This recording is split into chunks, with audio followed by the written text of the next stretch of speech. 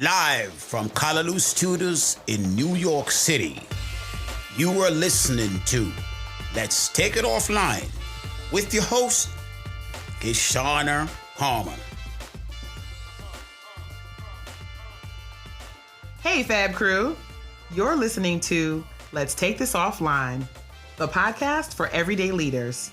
Part inspiration, part sit down, let's have a conversation. Here's where you'll find the real deal about living well and leading well. I'm Kishshana Palmer, your host and resident leadership whiz. And now, let's take this offline.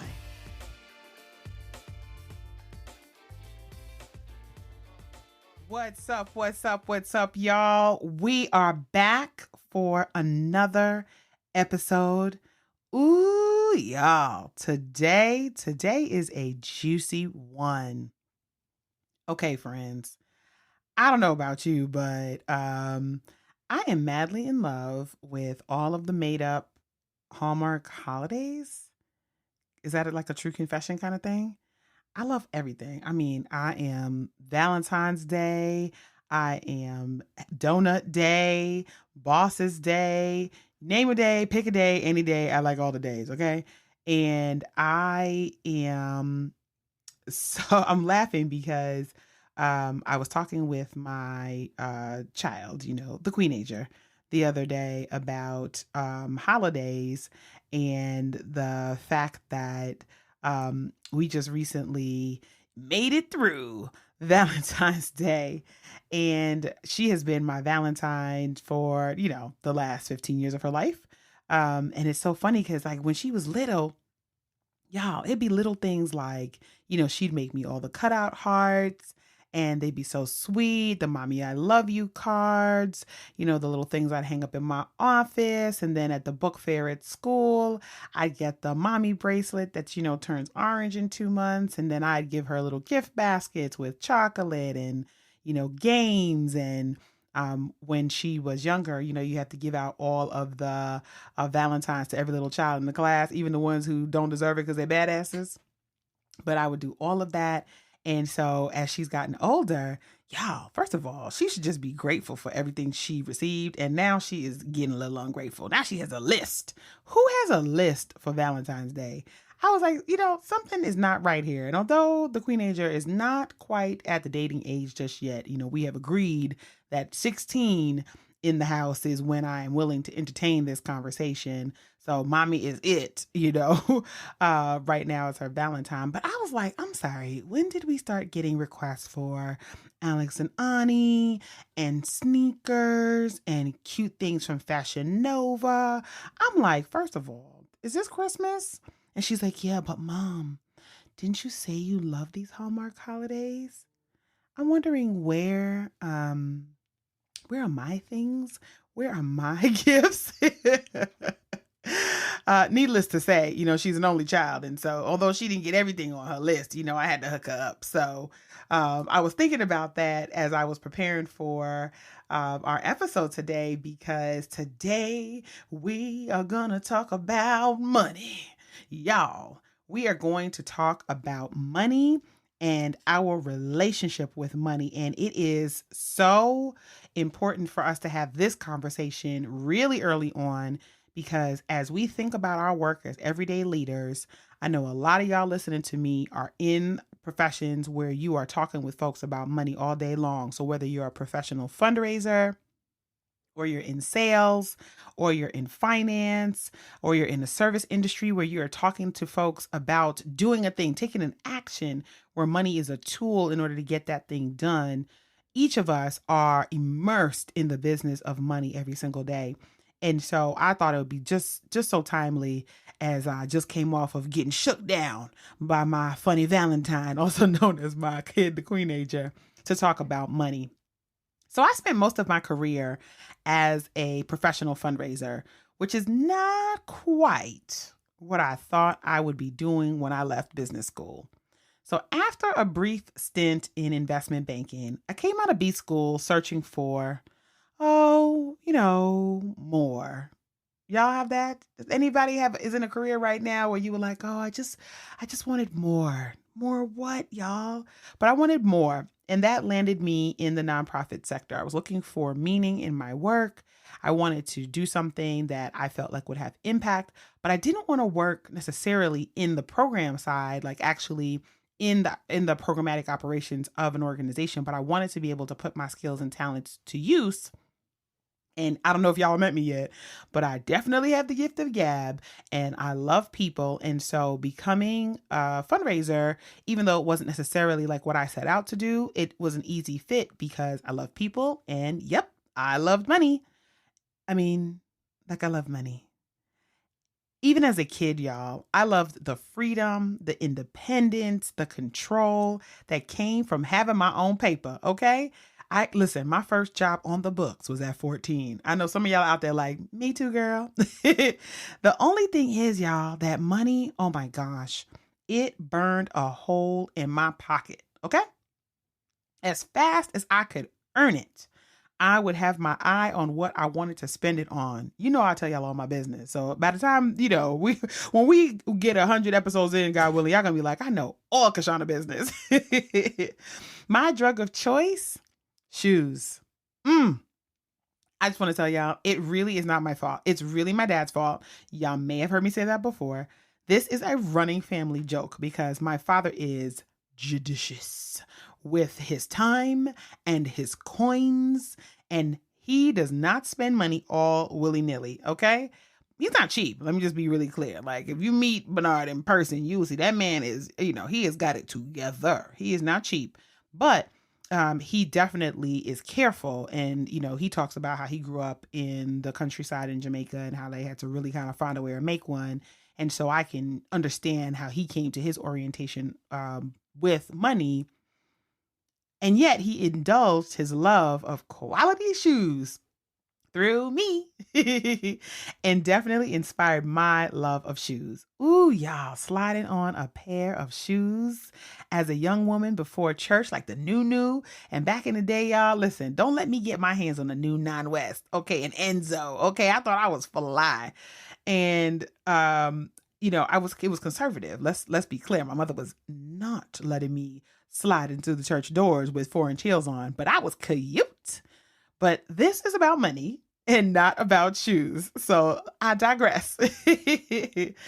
But listen, y'all, growing up with divorced parents who were very super involved in my upbringing meant that there were a lot of conflicting and overlapping messages about every darn thing, and money was no different. I grew up hearing that money didn't grow on trees, but things magically appeared. Not talking about bills, but knowing enough to know, don't you give out any information if somebody called the house looking for one parent or another. I knew that you had to work hard for everything, but if you did it, you'd get what you set your mind on. And I knew that you should save for a rainy day, but also you only live once. My step-pops, may he rest in peace, was king of YOLO, okay? And then there were things that I saw, but I didn't hear. Like how things were paid for, credit cards, and like how to use them for real. Investing beyond basic savings. I mean, you don't know what you don't know. Y'all, my money story was being written for me, and I was just along for the ride.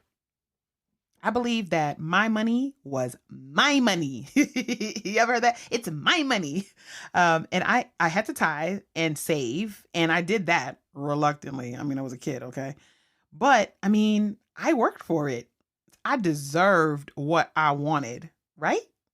How many of y'all still have that attitude today? Don't leave me out here hanging, okay? Am I the only one? No, I felt like I worked really hard for it, so I deserve to get what I wanted to get. Who knew that my money story was unfolding both right before my eyes and right underneath the surface? So it really should come as no surprise, y'all. I mean, like, think about it. When I went to college, and I'm dating myself, but y'all already know I was telling y'all all my business, that it was open season for us freshmen. And what was in abundance, y'all? Credit cards and free t-shirts, also known as free money. I say that with air quotes, y'all, because was it free? How many of y'all know what I'm talking about? You're like, those folks they were waiting in the student cafeteria or in the student activities lounge right out front with tables, with balloons and colorful shirts, just ready to give it away, along with signing away your life in exchange for a $5,000 credit card limit. So fast forward to today, what that did was leave in its wake, okay, like a tornado of damage around money and credit and savings and trying to figure this out and put it back together again so that you can prepare for this magical land we call retirement, right? And it was a lot of what, but not a lot of how. And depending on how you grew up, maybe your family just didn't talk about this any at all, even if you grew up with money. I can't tell you the number of folks who I talked to that who grew up with means and their families still didn't have conversations about money. So do you know your money story, friend? What motivates you spending money or motivates your savings? What are some of the early experiences that are buried deep, deep in the recesses of your mind that are like the Oompa Loompas of Charlie and the Chocolate Factory, controlling how you move, what decisions you make, and your every impulse? Now, I don't know about you, but it would have been nice if there was a seminar, a class, a summer session, hell, even a module in B school about dealing with my relationship with money. It wasn't until much later that I picked up my first book about money, and I think it was after I'd done an internet search for like Shopaholics Anonymous. Because y'all, I saw this special, I think it was on Dateline, maybe it was 7 or 8 years back, about folks who just excessively spent on things and their house was full of things. This is like pre-hoarders, pre any of that stuff. And I was like, Houston, we have a problem. Because I was spending beyond my means and I couldn't even tell you why I was spending. And so it's been so nice if I would have had a little bit more of a foundation at some point, particularly because I went to a business school, for God's sake. So I knew how to deal with finances and budgeting and P&L statements. And, I was a whiz when it came to statistics and all of the things around the academics and the theory of math, but not about the real life application of money. And I think that's probably why I'm so obsessed with like real deal application of concepts now. Like if you can't break it down with a movie or a song or a poem or a lyric, I'm not with it, because the reality is we're not walking through life with frameworks rattling around in our head. I mean, maybe there's a small percentage of us who are, but I surely am not. Anyway, I think that our relationship with money guides so many decisions that we make that don't seem to have a thing to do with spending a dime. In fact, our worth is tied up in it. Listen, don't look at your phone saying, not me, Kish. Yeah, you do, okay? Have you ever worked on a complex problem? Maybe your jam is like Legos, or maybe it's advanced puzzles. Mind games? Okay, have you ever gotten really far down the road only to realize that you've gone too far and you need to start over, but you don't have the slightest clue how or where to begin? Listen, y'all, this is a mess. I know right now there is a couple somewhere looking at each other lost on their first road trip where somebody didn't want to use Waze and somebody did. So we can find ourselves getting down that road, y'all, and going so far and really not knowing where to start over again. And so that was me with money.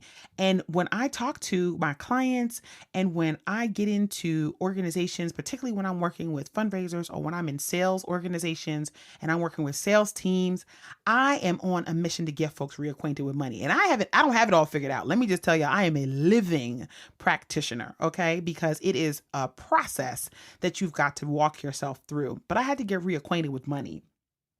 I felt like money was like a boy that I liked, that I chased heavily for years. And every time I got him, I had to use him all up. First of all, y'all know I don't really chase dudes, but I'm just saying, if I did, that's what it would be like. But I had to learn how to pace myself, to take it slow, to ask questions, make him work for me for a change, okay? My whole mindset and approach to money and to my orientation around it had to change. And that's hard, y'all, when it is so like deeply ingrained in the fabric of our mental model and of how we were raised and of how we see ourselves, of our viewpoints and our values in the world. And so this is heavy stuff. This is why they pay the psychologists and the psychiatrists and the psychotherapists the big bucks, because this is not for the faint of heart. Let's take a quick break. We'll be right back in a few.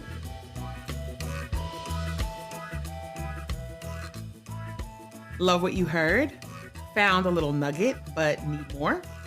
Head on over to kishcamp.com, my masterclass for managers who are ready to do things differently at work and grow their skills so they can lead with confidence. Don't forget to subscribe, download, and leave a comment so we can keep the conversation going. Now, let's head back to take this offline.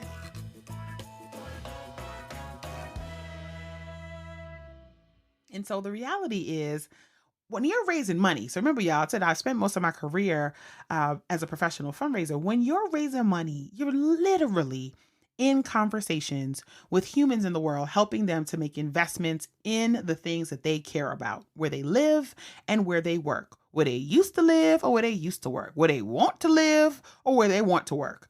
And it's easy to forget that your money story is at play here too, because oftentimes you're so focused on your organization's mission and ensuring that you're bringing transformative resources into the organization that it is easy to forget you are a part of the story too. Okay? Listen, I know somebody is about to write me an email because everything we've been taught about service and selling is that the customer is always right. And so in the nonprofit world, if you are a professional fundraiser, right now there's like a lightweight war going on between being completely donor-centric and putting the donor at the center and being community-centric, putting the community and the organization and its mission at center. Maybe we should tackle that on a different podcast episode, because that is in of itself a whole thing. But in this moment, it's really easy to forget that as you are connecting with that donor, with that client, with that potential customer, with the person on the other side of the table, that in fact, you really want to be co-creating with them. And in order to co-create, you have got to come along with them. So you're a part of the story. And so it's kind of sort of erasing our whole story when we take ourselves out of it and think that we can just do the work and that we're not actually a part of the work. So if money's a tool and your toolbox is broken, how are you going to show up powerfully? Like, just let that marinate in your spirit for a minute. Where is the time to really examine this? Why do we wait and consistently wait until shit has hit the fan in our lives to do this deep work that so greatly affects every corner of our being? Let me just kind of just bring it into your ears for a second. If you don't believe that you are deserving of this raise, that if, air quotes, they would see your worth, then you'd earn more. Do you think you're going to actually put down that kind of energy and walk into a room with folks you need to invite into your organization as a supporter? That's an example. If you take what's given to you and go home grumbling about how you are not appreciated, you're not recognized, you're not compensated, okay? How do you boldly ask that board member, that new donor, that corporate partner to invest, to take a bigger step, to be bold, to do more? How do you do that? Listen, I'm feeling the whispers of imposter syndrome just kind of creeping up behind me in my ear, and I'm telling them to sit down and shut up, because if you are not able to address that one thing, then how do you consistently do the other over time? If you grew up hearing and seeing and believing that there would never be enough, okay? That's the other side of the coin. And there's never going to be enough. Is it really a surprise to you that you are nickel and dime in your organization? proud that your operation is mean and lean, and not being willing to take bigger bets on your people, on your mission, and on your results? Scarcity mindset shows up there as well. When we have our tin cup out, please, more bread, please, as opposed to being able to invite folks into our story because we deserve it, we've earned it, we've shown a way to it, and there's a place for them in it. Different conversation. So if you don't understand the root of how you move in the world as it relates to that tool, money, then the breakthrough is not really happening. It doesn't mean you're not going to be successful. Let's keep it real. I've raised millions of dollars with a broke ass mindset. Okay? To be clear, millions of dollars. I've been able to thankfully move through different organizations and move up and sit in the C-suite for most of my career, which means my earning potential kept growing, which means I was compensated, maybe not comparably to other teammates, but that's, again, a different episode. But I was compensated, okay? Some would say pretty darn well. And yet, feel broke as a joke? Feel like I can't ask for a bigger gift? All of those things go together. There is actually a direct correlation between your money story and your ability to make moves in your career. And so, dear everyday leader, I want you to take some time. Y'all know I told you, if this is the first time you're listening to this podcast, and I need you to go back and listen to the first episode where I hung out with my dad to understand the sort of the values, foundational value set of what I'm about to say next. Get out your pen and paper and take some notes, because your story, even from the point it is written right now, still has more to go. And it doesn't mean your story's over yet. But sometimes we're so busy trying to get to the end that we don't take the time to go back and read some pages back at the beginning to really get the context, to really get the nuance of what our story looks like for us now. And so, as you're thinking about your leadership moves, what is the missing piece of your money story? What have you been ignoring? What have you been stepping away from and not thinking about and not focusing on because you're just darn busy? What are you scared of right now? Like, what really has you shaking in your boots? Can you dig a little deeper and get down into the mix of that? Because really being able to get your mind right and get your money right and get that mindset right means that you're going to have your mind on your money and your money on your mind. But it is to what benefit? One, so that you can understand how things are connected in your personal world. Two, because your personal affects your professional every day. And three, because you are constantly looking at the tools in your toolbox so that you have the right tools for the next leg of the journey that you are taking. And so I want y'all to be thinking about that as you think about where you are in your career right now. If you're a fundraiser listening to this right now, if you're a volunteer, if you're a board member, if you're an executive director and CEO thinking about starting your own organization, if you're sitting in a corporate job right now, but you want to have your 501c3 on the side, I want you to take a step back and I want you to really kind of go back to those single digit years, to those early years, and start to narrate for yourself. Write it down, your money story. Understand the patterns. Understand how it shows up all the way through adolescence, all the way through your teenage years, all the way through undergrad to now in your adulthood. Because I guarantee you, you're going to start to see some threads there that you can pull on so that you are able to go, okay.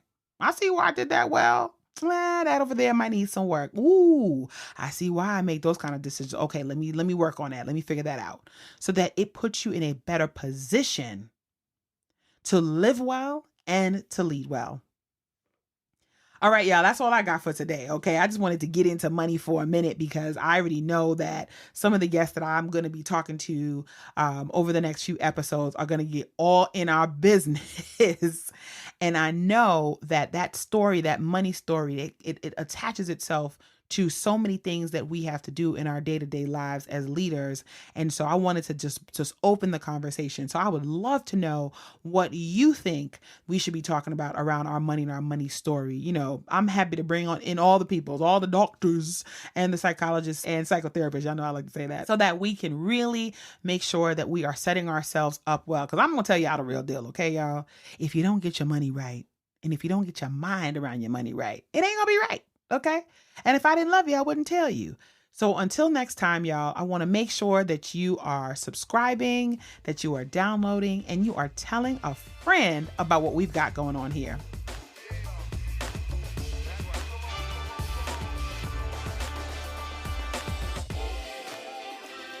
On our next episode, we'll be digging into generational wealth as a person of color.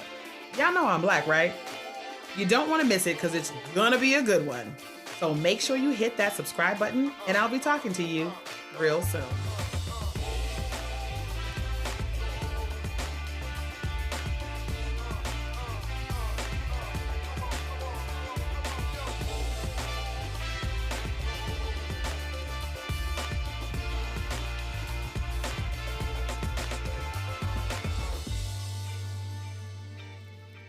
What up? Oh, I hear myself better. Okay, what up? What up? Yeah, that sounds good.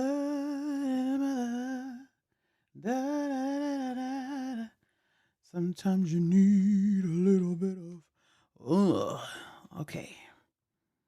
We are recording. All right.